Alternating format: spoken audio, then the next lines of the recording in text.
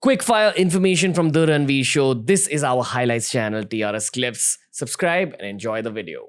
I want to ask you both about your first combat experience and the one that was the most intense or the one that stayed with you the longest. I'll let you pick whichever one you want to talk about first. I'll tell you first time when I handled the mortal remains. I was at Siachen. So, it's fight against nature over there. The environment is so harsh. And, that was my first posting, So I felt like a physical stud and everything. But that is one terrain which pushes you beyond your mental will. Why? It's very difficult. You have to fight for oxygen to breathe. You got to fight to gather your energy after every 20 steps. You got to carry your own battle load in that environment. There are blizzards, there are crevasses, the temperature is in minus. You got to fight against frostbite. You got to fight against high altitude pulmonary edema. The condensation effect. In a glass, if you put cold water and you put it out in the warm environment, so you see the droplets. So in the lungs, water accumulates due to the variation of the Body's temperature. temperature and the outside temperature and the air that we're taking in.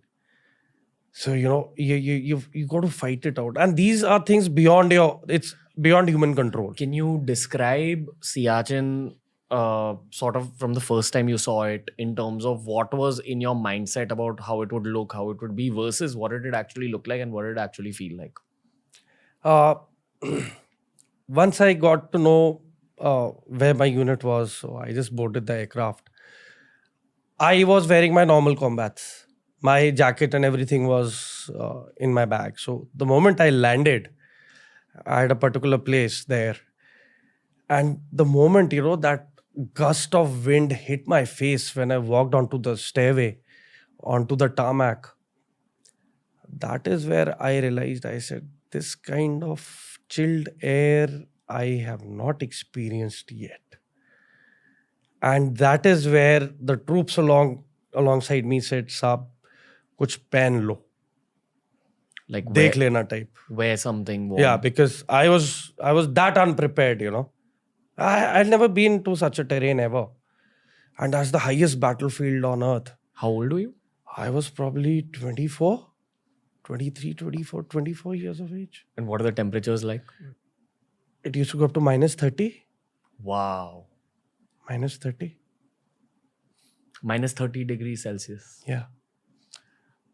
I've been in like -5 and it was like horrible cold. I don't even... There's no way my imagination even reaches that point. Why don't you describe what minus 30 degrees Celsius feels Minus 30 used to be like, when I feel helpless, I start to laugh.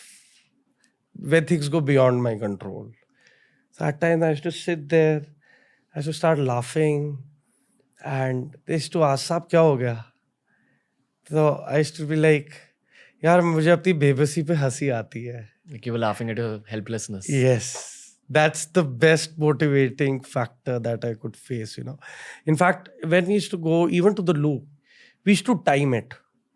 That will not be in the loo for more than 180 seconds. Really? That's like 3 minutes. So it used to be that bad. If you go beyond that 3-minute mark, what happens? I mean, it affects your body, that kind of temperature and that kind of altitude, your body organs and your metabolism. Because see, you're at such a height and there's no oxygen. So firstly, you don't get sleep. You need sufficient oxygen for your mind to be at ease and calm and to sleep. So oxygen kam hai, neend kam aati hai.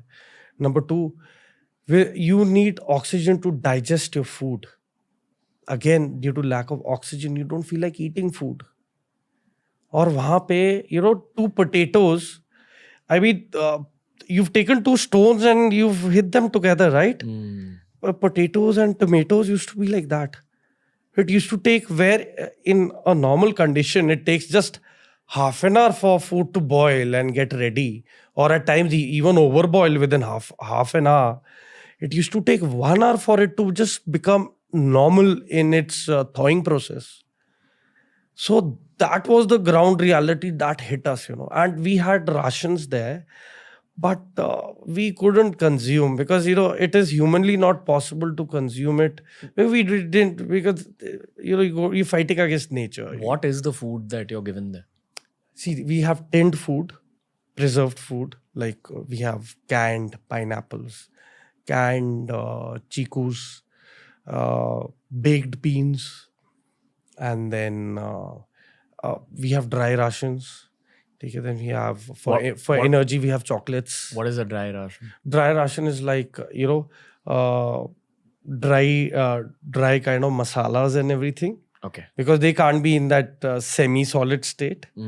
Then we have MREs, meals ready to eat, for putting it in boiled water. What does it taste like? It tastes good, but the technical aspect of it is, it causes constipation. So obviously, operationally, when you carry all these things with you in your backpack, so obviously I can't keep going to the loo. So they're manufactured in such a way, technically and scientifically, with the specifications, that once I consume that particular MRE, probably I need to go and clear my stomach probably in 12 hours or maybe 18 hours than in a usual environment where I need to go after 4-5 hours or something. So yes, it does have an effect on your body mechanism and metabolism. I mean, theek hai, we are officers, but at such heights, 20,000 plus feet above sea level and minus 20, minus 30, you can't be nagging your troops all the time. You got to make an environment comfortable to them. You got to keep acquainting them with the training. You got to keep training them on the weapon systems. You got to keep updating them about current affairs and all. And probably, like when my father was in Siachen during his times, there was no connectivity at all.